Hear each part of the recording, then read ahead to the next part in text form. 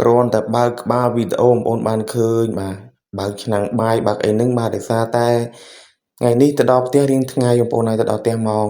2:10បាទទៅដល់ភ្លាមក៏នឹកឃើញចង់ហូបបាទសម្លប្រហើរដល់ពេលអញ្ចឹងក៏ឲ្យម៉ែស្លប្រហើរឲ្យហូបបងប្អូនបាទហើយស្លប្រហើរនេះគឺយើងប្រើបន្លែធម្មជាតិសុទ្ធតែម្ដងបងប្អូនបាទយើងប្រើបន្លែចេកខ្ចីដូចដើមវីដេអូបងប្អូនបានឃើញអញ្ចឹងម៉ែខ្ញុំគាត់បេះចេកខ្ចីបាទចំនួន2ផ្លែក៏ដូចជាបាទផ្លែពពាយបាទហើយនឹងស្លឹកបាសបងប្អូនបាទហើយថ្ងៃនេះដែរគឺយើងស្លអត់មានត្រីអឺស្រស់ទេគឺយើងធ្វើត្រីឆ្អើរត្រីឆ្អើរបាទត្រីឆ្អើរនេះគឺត្រីយើងប្រើត្រីកទាស់ភ្លុកបាទ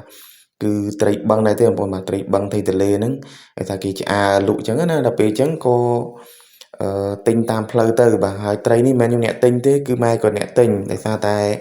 ខ្ញុំជូនម៉ែទៅដល់ផ្ទះអញ្ចឹងណាព្រោះថ្ងៃនេះគាត់មកបើកថ្នាំបាទបើកថ្នាំដល់ពេលអញ្ចឹងក៏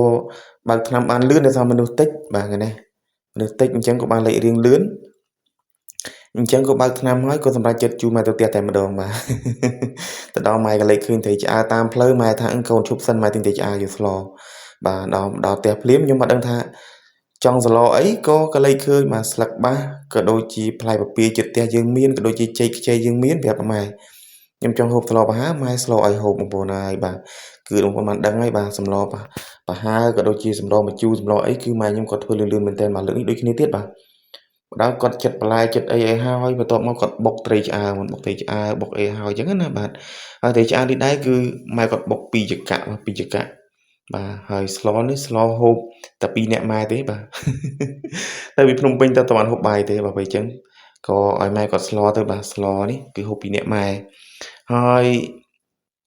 ស្លនេះគឺផ្អើលបងប្អូនគឺផ្អើលហើយស្លទុំម៉ោង2:11អញ្ចឹងណាអញ្ចឹងអ៊ំគាត់មើលគោចិត្តនឹងបាទលបងជាប់គ្នាទាំងគាត់ហៅអាម៉ាយហៅខ្ញុំអាម៉ាយអើយឈ្មោះក្រៅខ្ញុំឈ្មោះម៉ាយអញ្ចឹងណាបងប្អូនបាទស្លឲ្យគេឈ្ងុយម្ល៉េះខ្ញុំថាម៉ែគាត់ស្លប្រហើរអ៊ំអើយជាធម្មតាទៅម៉ោង1ម៉ោងអីហ្នឹងបងប្អូនគឺម៉ោងដែលយើងបើអ្នកគេហូបបាយអត់អីទេបើអ្នកអត់ទាន់ហូបបាយឬក៏អ្នកអីចឹងគឺហេវគឺឆ្ងាញ់សាឡនអញ្ចឹងឆ្ងាញ់ដូចខ្ញុំឆ្ងាញ់បងប្អូនហើយបាទហើយណាមួយគឺម៉ោង1នេះបាទអ៊ំគាត់ឈ្ងុយទៅហើយថាម៉ោងនេះត្រូវម៉ោងគាត់ហូបបាយកកទៀតណាបាទបងប្អូនបាទឥឡូវបាច់អូហូស្ទឹងទៀតខ្ញុំបងប្អូនអានេះបាទឥឡូវចូលសាច់រឿងសម្លខ្ញុំវិញបាទឥឡូវម៉ែគាត់បងគាត់ជ្រុំប្រហុកជ្រុំអីហើយក៏ដូចជាបងអឺស្លឹកគ្រៃបាទស្លឹកគ្រៃយើងមូលដាក់មកតែម្ដងបងប្អូនបាទយើងចងដាក់តែម្ដងបាទហើយមួយទៀតគឺម៉ែដាក់ចេកខ្ចីដែលយើងចិតហើយនឹងពពាយបាទ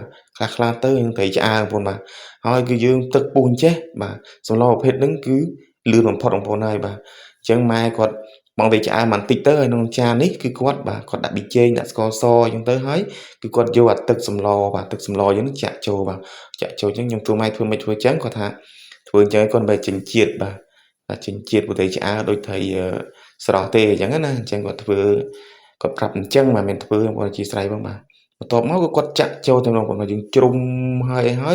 បាទចូលជាតិក្នុងចានយើងចាក់ចូលទៅបាទបន្ទាប់មកទៀតគឺយើងបាទបង់បន្លែស្លឹកបាសយើងចូលតែម្ដងបាទគឺបងប្អូនបានដឹងហើយបន្លែស្លឹកបាសគឺលុះត្រាតែ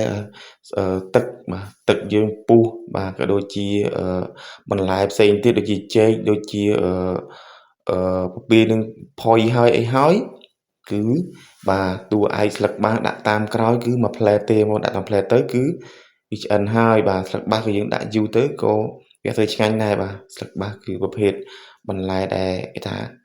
ខ្លាចភ្លើងបាទខ្លាចភ្លើងបាទបាទឥឡូវគឺឆ្អិនហើយបងប្អូនឆ្អិនហើយបាទបន្ទាប់ពីឆ្អិនហើយគឺដូចរាល់ដងអញ្ចឹងគឺខ្ញុំឲ្យម៉ែគាត់ដួសឲ្យហូបបាទ